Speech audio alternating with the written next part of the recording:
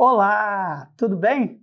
Que bom estarmos juntos novamente para estudarmos a Palavra de Deus. Essa é a Escola Bíblica Dominical da Igreja Batista de Barão da Taquara. Estamos estudando o livro de Atos dos Apóstolos, ou Atos do Espírito Santo através dos apóstolos. Então, eu quero convidar você a fazer esse passeio comigo.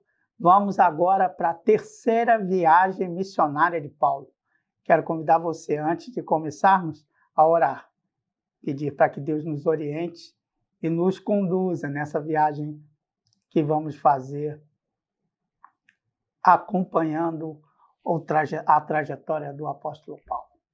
Senhor, nós te pedimos em nome de Jesus, que Tu nos ajudes, que Tu nos orientes e que, acima de tudo, o Senhor fale aos nossos corações através da palavra que Lucas escreveu, narrando esta viagem do grande apóstolo Paulo. Nós te louvamos, te engrandecemos e te agradecemos. Em nome de Jesus, amém. Pois é, que legal estarmos juntos novamente. E agora você está vendo aí o mapa, nós vamos acrescentar algumas coisas a este mapa, tá bom? Eu vou ler o texto bíblico e vou comentando com você passo a passo o caminho de Paulo nessa terceira viagem missionária. Você sabe que nós tivemos uma grande contribuição e foi num tempo perfeito, na medida exata, que Deus enviou Jesus ao mundo e que Paulo desenvolveu o seu trabalho missionário. Por que eu digo isso? Porque todas as estradas elaboradas, desenvolvidas pelo Império Romano, ajudaram muito esse trajeto e esse desenvolvimento. E como Paulo, veja que coisa interessante, quando Paulo foi escolhido, Deus falou para Ananias, ele é para mim um vaso especial, um vaso escolhido. Pois, olha que coisa muito clara quando você percebe que Paulo era cidadão romano, então ele podia trafegar sem nenhum problema por todas essas estradas e tinha autorização também para fazer isso pelos mares. É muito legal ver isso. Então, eu quero começar esse passeio pela terceira viagem missionária, mostrando a você, que com certeza você já sabe, mas eu preciso falar isso para você, para a questão da minha consciência, dessa terceira viagem missionária. Você sabe, melhor do que ninguém, você sabe que o Mapa Mundi é mais ou menos assim. Eu vou fazer pequenininho aqui, porque só interessa para a gente se organizar, tá? Você está vendo aqui a parte da África, a parte da Europa, aqui você tem a Oceania e você tem assim. Então, você vai me perguntar, onde é que fica a área em que nós estamos estudando? É por aqui, ó. Dá uma olhada aqui. É por aqui que fica este pedaço de terra aqui da terceira viagem missionária. Esse é o mapa da segunda viagem missionária. Só para você me responder e para você fazer um exercício mental, qual era mesmo a cidade ou o lugar que era o pulsar missionário daquele tempo? Eu vou só te dar duas opções, Jerusalém ou Antioquia? Antioquia ou Jerusalém? Vamos lá? O que você acha? Muito bem, quem falou Antioquia acertou. É em Antioquia o lugar em que os cristãos foram apelidados de cristãos, foram apelidados de pequenos cristos, e é em Antioquia que começa o trabalho missionário, essas três viagens paulinas. E o que Paulo faz, como em toda viagem missionária? Ele começa fazendo um passeio, vou usar a caneta mais grossa aqui, fazendo um passeio, voltando a todos os lugares por onde ele já havia passado anteriormente. A gente vai ler o texto bíblico que mostra que ele passou a Frígia e foi até Éfeso. Vamos abrir as nossas Bíblias? Abra sua Bíblia aí. Atos capítulo 18, versículo 23. Olha o que diz aqui na Nova Versão Internacional. Atos capítulo 18, versículo 23. Depois de passar algum tempo em Antioquia, Paulo partiu dali e viajou por toda a região da Galácia e da Frígia e ia fortalecendo todos os discípulos. Olha o que eu falei para vocês, ele deve ter feito este caminho que eu estou mostrando aqui. É muito interessante que ele faz todo esse caminho até chegar em Éfeso. No versículo 24, você vai ver o que Lucas vai narrar. Depois de passar ao 24, enquanto isso, um judeu chamado Apolo, natural da Alexandria, chegou a Éfeso. Olha aqui, Éfeso. Ele era um homem culto, tinha grande conhecimento nas Escrituras, fora instruído no caminho do Senhor e com grande fervor ensinava com exatidão acerca de Jesus, embora apenas conhecesse o batismo de João. Então, Apolo era um grande orador. Apolo era um profundo conhecedor do Antigo Testamento. E o que aconteceu nesta época? Ele não conhecia ainda este mover do Espírito Santo que já havia ocorrido. E quem foi que instruiu Apolo? Aí você pode falar, obviamente foi o apóstolo Paulo, mas não foi. Quem instruiu Apolo, segundo o texto bíblico narrado por Lucas, foi o casal Áquila e Priscila. É bom você memorizar isso, que Paulo não apenas ensinava sobre Jesus, mas ele discipulava, ele fazia outros pregadores à sua volta, como fez com Áquila e Priscila. E Áquila e Priscila treinaram e aperfeiçoaram toda a capacidade que Apolo tinha.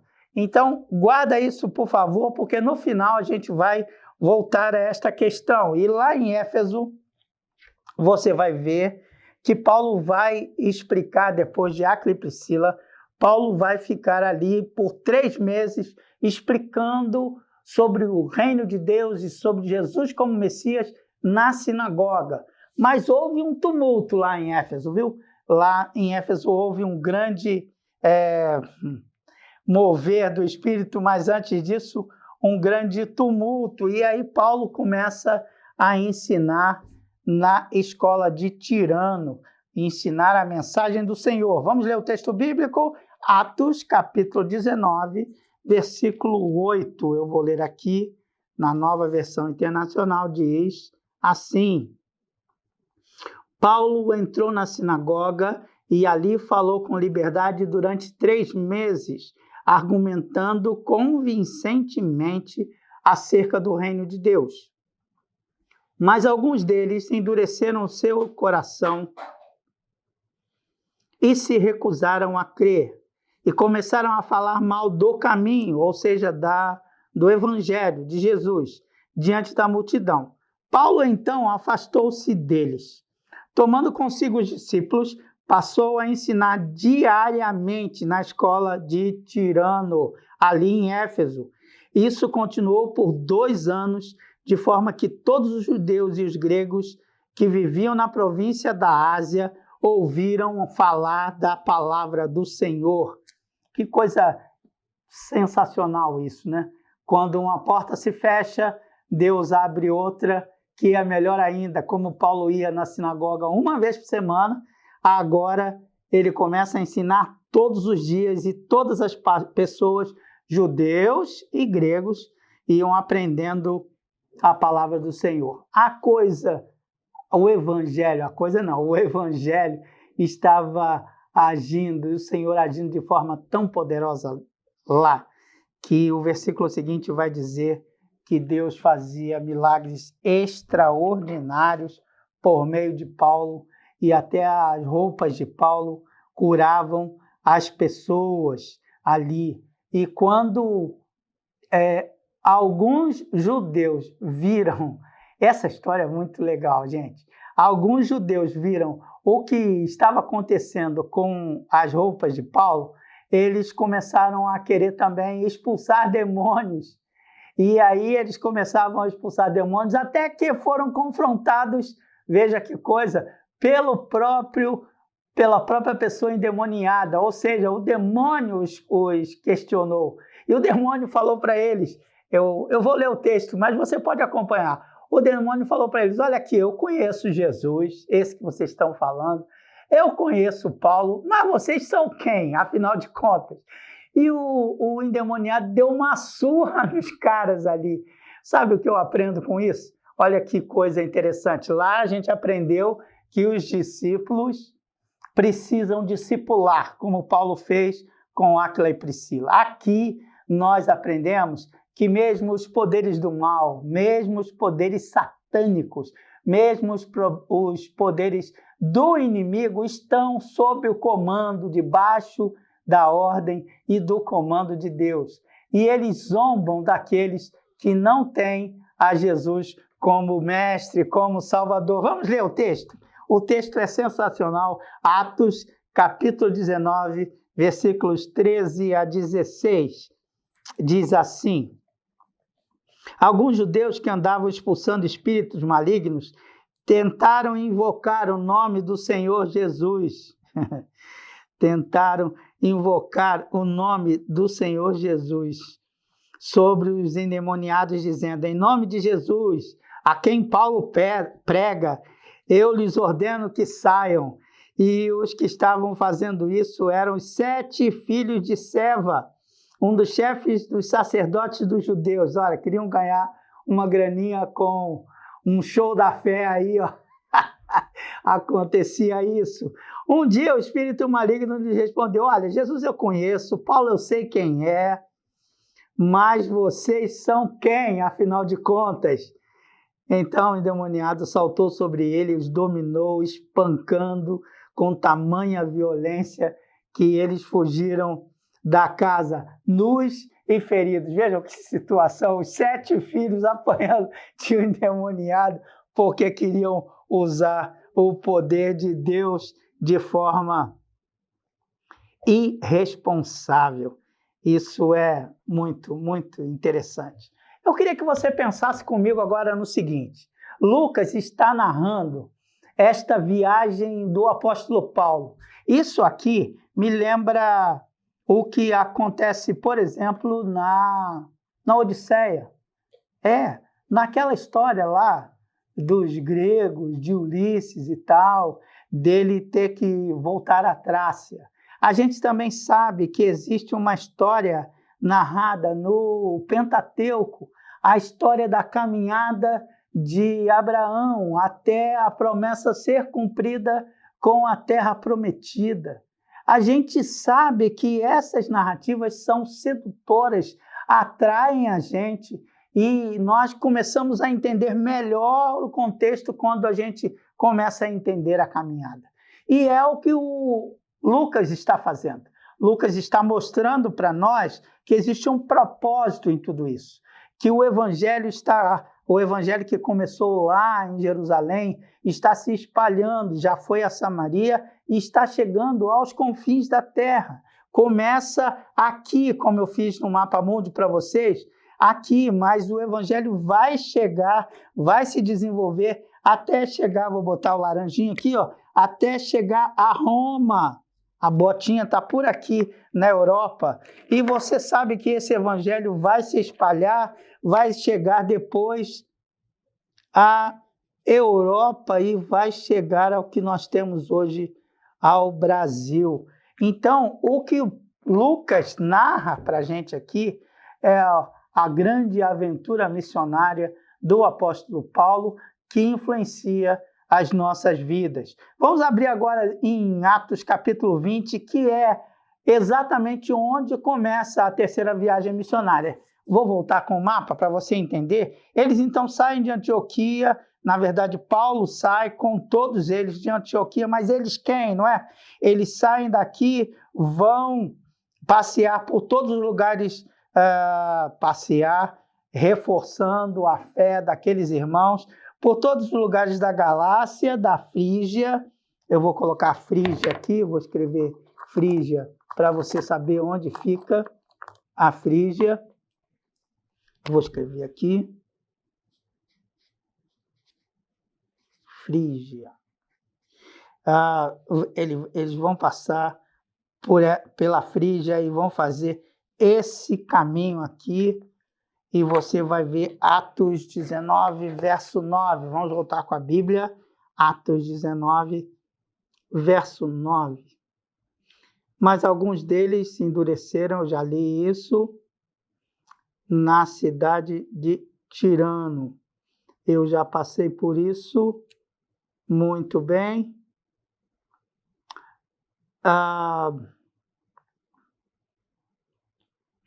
Vamos agora entender quem é que foi com Paulo nessa viagem. E eu vou escrever para você aqui quais são os homens que foram com Paulo lá. A equipe de Paulo aumentou, viu? Na terceira viagem, só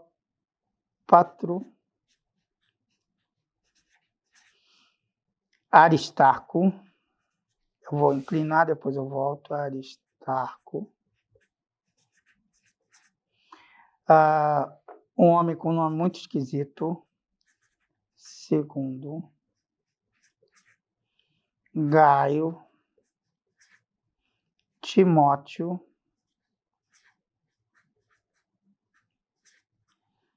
Tíquico. Aqui a gente já conhece. E Trófimo.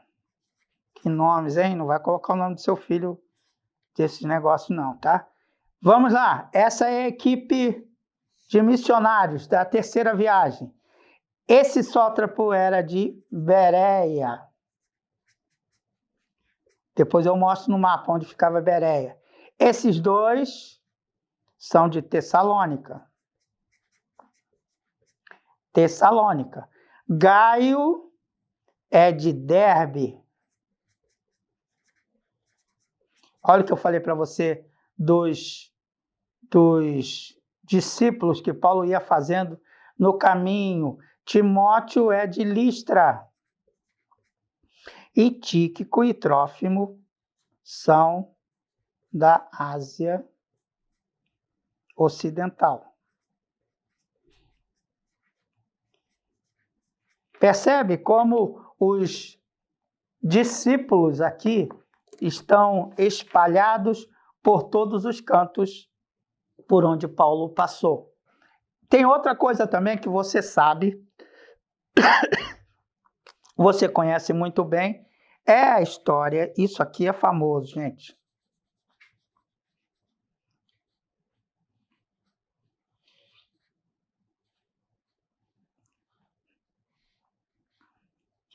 Isso aqui é famoso, que é a história que ocorre lá em Éfeso, de um moço que era escravo, que estava ouvindo Paulo pregar. Você lembra dessa história? É a história de Eutico. O nome Eutico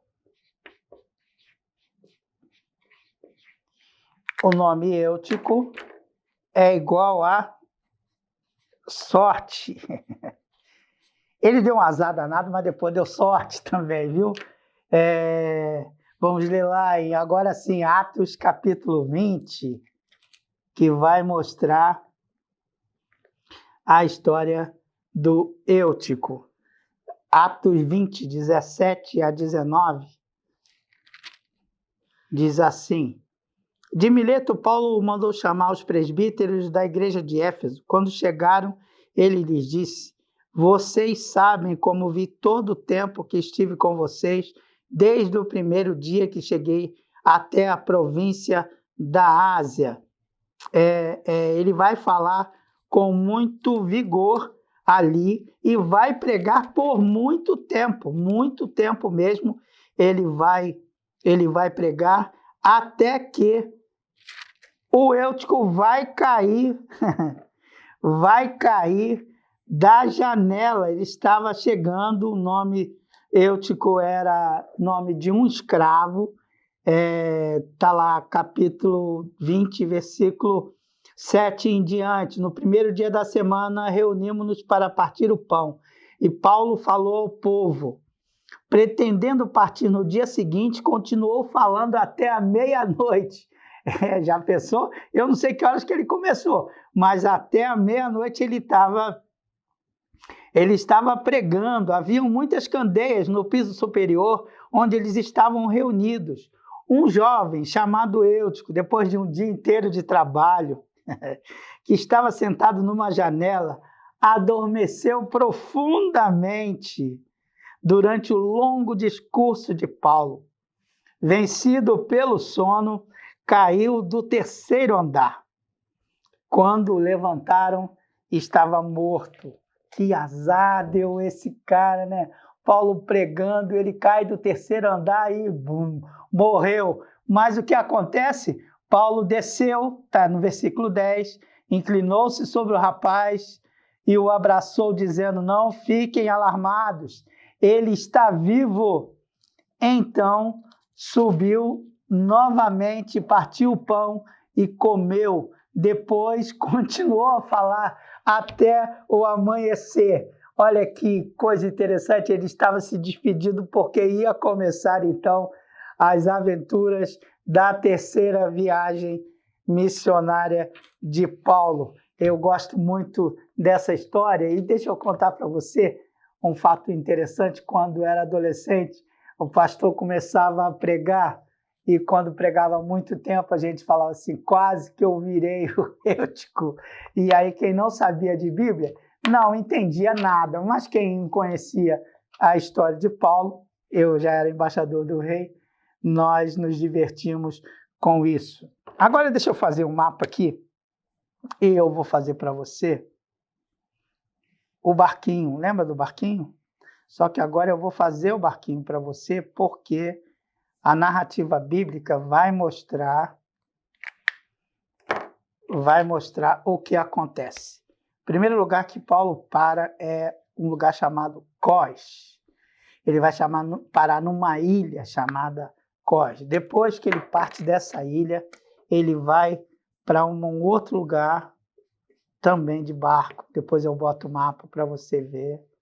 Ele segue para, sem fechar a caneta, ele segue para Rhodes, que também é uma ilha. Vamos lá. Cós vai para Rhodes.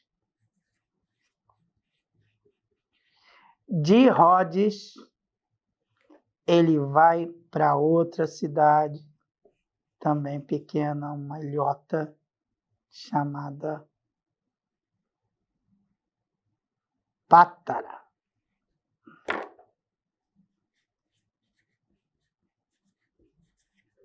Depois eu volto aqui. Depois de Pátara, ele vai para outra cidade que você já ouviu falar, chamada Tiro. Agora acompanha comigo, ele sai daqui, vem para cá, sai daqui, vem para cá e sai daqui, vem para cá. Depois ele vai sair daqui e já voltando, vai para uma cidade chamada Ptolomaida. Daqui para cá. E de Ptolomaida ele vai para uma última cidade antes de ir para Jerusalém, chamada, é a cidade do Porto ali, cidade do Porto, Cesareia. Agora, olhe aqui no mapa. Então, vamos lá. Vamos memorizar isso. Primeiro ele vai para essa ilhota de Cós. Depois ele vai para Rhodes. Depois ele vai para Tiro. Depois ele vai para Pátara. Depois ele vai para Ptolomaida. Depois ele volta e vai para Cesareia. Vamos pensar juntos aqui. O que aconteceu ali? O que aconteceu nessa caminhada toda feita pelo apóstolo Paulo? Bem, ele vai, vamos agora ao mapa, ele vai sair daqui e ele sai de Éfeso e vai fazer o caminho até Neápolis. Aqui em cima ele vai fazer todo esse caminho de novo para as cidades por onde ele já estava e volta aqui para Corinto.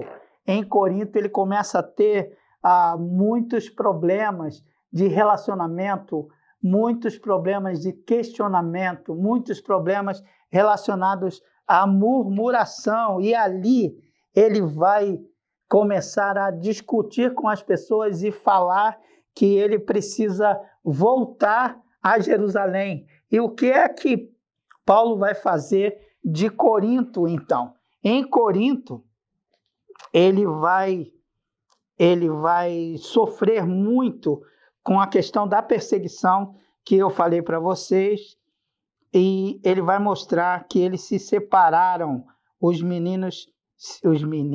missionários vão se separar.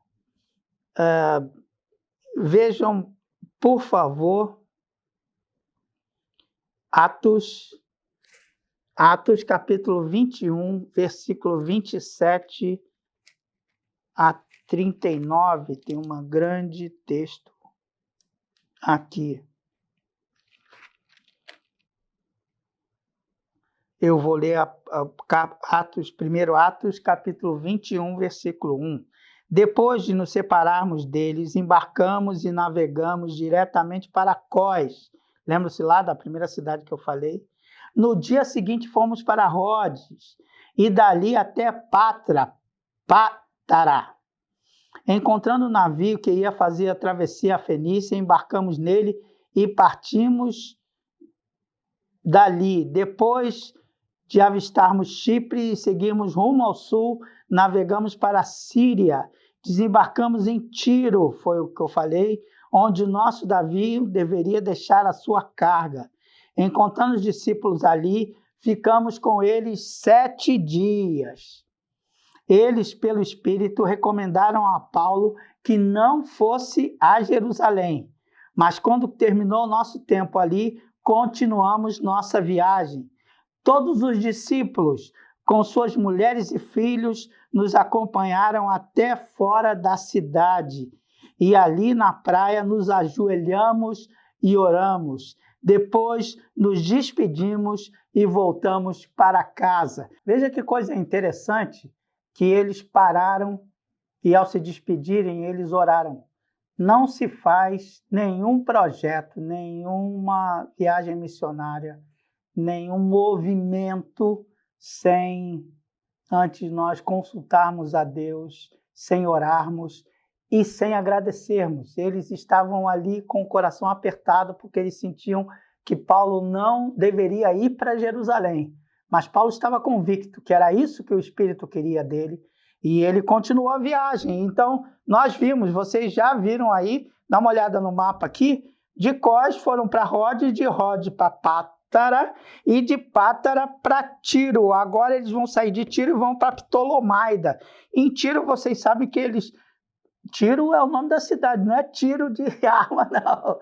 Em Tiro, eles vão descarregar aquela carga ali do navio. E eu falei para você, lembra aqui, ó, que eu falei para você que eles vão fazer esta viagem e eles vão parar aqui em Tiro. Ó. Eles saíram de Corinto, vieram a Cós, estou relembrando com você, passaram em Rhodes, passaram perto da ilha de Chipre, chegaram a Tiro, foram a Ptolomaida e chegaram a Cesareia. O que acontece quando eles chegam a Cesareia? Eles encontram ali Filipe, um daqueles diáconos que tinham sido escolhidos, lembram-se lá? Filipe e o eunuco da rainha de Candace, que ele vai batizar o cara. Agora eles encontram Filipe e percebem que Filipe tem 4 filhas. As 4 filhas de Filipe são virgens e as 4 profetizam. Olha, a família inteira de Filipe está trabalhando no projeto dele ali em Cesareia. O Filipe foi escolhido para ser diácono em Jerusalém e agora ele larga Jerusalém e está sendo um evangelista em Cesareia. Então a gente não tem controle sobre as ações do Espírito Santo. O que a gente tem que estar é debaixo do poder do Espírito para que essas coisas ocorram. E o que acontece ali quando ele chega em Cesareia?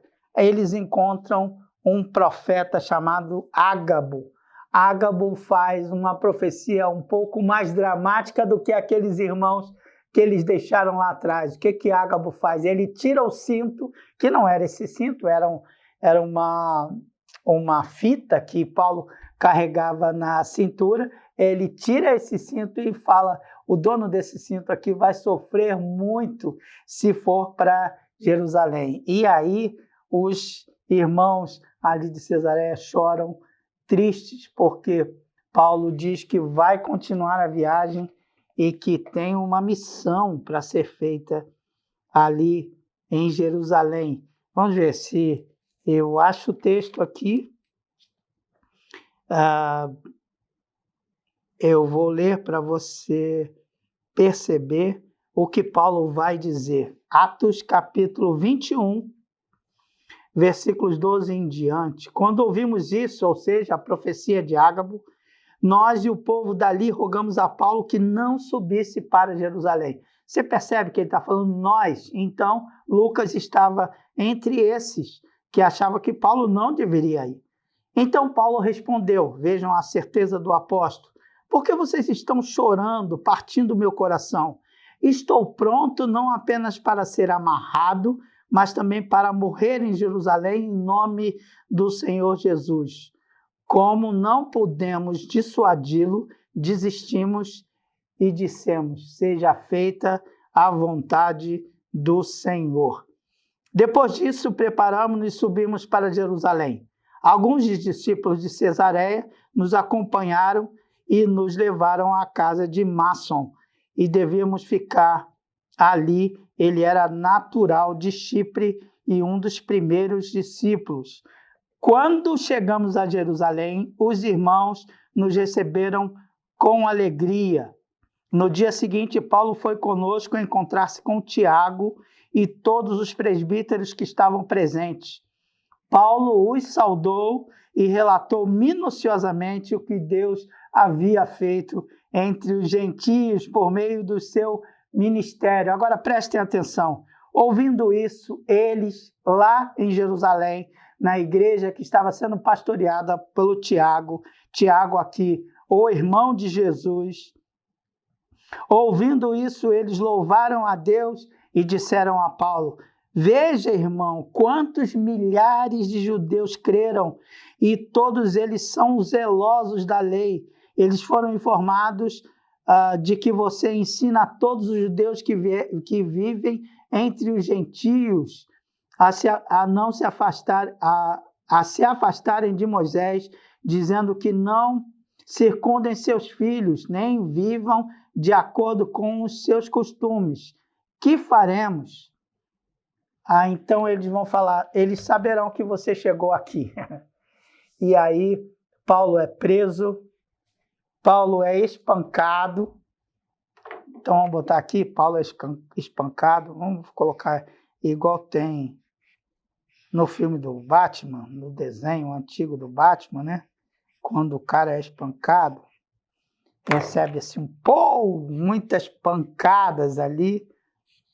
Paulo é espancado e quase morto. Quase é morto. Mas chega a autoridade ali e segura Paulo, e o povo começa a gritar: mata! Vocês conhecem isso? Mata! Mata o apóstolo Paulo! Mata Paulo! Capítulo 21, deixa eu ler para vocês, já estamos terminando, capítulo 21, de 27 em diante, Paulo vai dizer que ele é cidadão romano. A multidão ouvia Paulo até que ele disse. Agora voltem um pouquinho para a gente ver que ele foi assaltado. 23, estando eles gritando, tirando suas capas, lançando a poeira no ar, o comandante ordenou que Paulo fosse levado à fortaleza e fosse açoitado e interrogado para saber por que o povo lhe gritava daquela forma contra ele. Enquanto o amarraram a fim de o açoitar, Paulo disse ao centurião que ali estavam: vocês têm o direito de assaltar um cidadão romano sem que ele seja condenado? Ao ouvir isso, o centurião foi prevenir ao comandante: que vais fazer? Este homem é cidadão romano. E ele respondeu: sim, sou. Versículo 27. E Paulo pede para ir diante do sinédrio e vai fazer a sua defesa. O que você não deve deixar de fazer é ler Atos capítulo 23, que Paulo vai dizer e vai dar um testemunho diante das autoridades. Quem é esse que é chamado de Paulo? Quem é esse que os judeus estão gritando: mata, mata, mata? 4 coisas eu tenho para pontuar aqui, para destacar nesta terceira viagem tão tumultuada do apóstolo Paulo, e eu queria que você atentasse para esses 4 destaques que eu desejo fazer, encerrando a lição de hoje, para pensarmos no que Deus quer nos ensinar com isso tudo. Em primeiro lugar, é bom que a gente entenda que o tempo perfeito é o tempo de Deus. Deus escolheu o apóstolo Paulo. Deus escolheu o período do Império Romano, porque todas as ruas, todas as estradas, todas as cidades estavam abertas para quem fosse um cidadão romano, e Paulo era um cidadão romano. Não se iluda, Deus às vezes parece que está demorando, parece que ele está atrasando a resposta, mas a resposta certa, o tempo certo, é o tempo de Deus. A segunda coisa que eu tenho para falar e compartilhar com você é que as viagens de Paulo fortalecem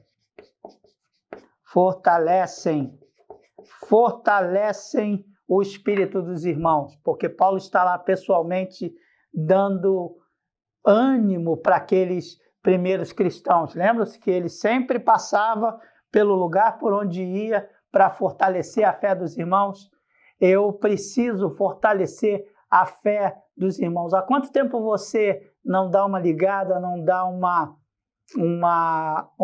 manda uma mensagem para um irmão seu da fé dizendo como está a sua fé, como está o seu amor, como está o seu relacionamento com Deus? Essa semana tive vários contatos com os irmãos aqui e eu vejo o quanto isso fortalece a nossa alma e o nosso coração.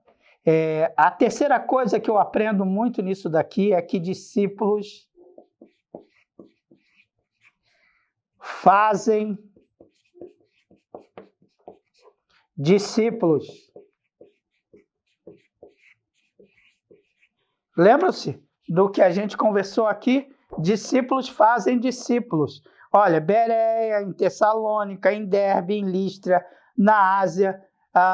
E você sabe que Paulo foi fazendo discípulos e discípulos foram sendo multiplicados através dos próprios discípulos. Quem faz discípulo é o discípulo. Quem propaga o evangelho é quem recebe o evangelho. Se você recebe o evangelho, você é discípulo de Jesus. E a tarefa do discípulo de Jesus é fazer Jesus conhecido para outras pessoas. Eu quero também dizer para você que Deus sempre, não é de vez em quando, surpreende. Sempre Deus nos surpreende. Deus não cabe numa caixinha. Deus não cabe num lugar padrão. Deus não cabe em lugar nenhum. Deus sempre nos surpreende. Surpreende com a sua graça, surpreende com o seu tempo, surpreende com a sua benevolência. O que nós devemos fazer é estar debaixo do controle divino. Debaixo do controle divino, nós sempre vamos nos surpreender com o que Deus está disposto a fazer em nós e através de nós. Vamos pensar na viagem que Paulo faz e nas surpresas que acontecem no caminho, e vamos pensar que o tempo perfeito, que o relacionamento e que esse Deus que faz muito além do que pedimos e pensamos, é o Deus que habita em nós, é o Deus que está em nós, é o Deus que vai se revelando a cada um de nós. Na próxima semana, nós vamos ver como Paulo enfrenta as dificuldades e como essas dificuldades podem ser enfrentadas com esse Deus que nos surpreende maravilhosamente. Boa semana, Deus te abençoe e um ótimo domingo, segunda, terça, quarta, quinta ou sexta, quando você assistir essa aula. Deus te proteja.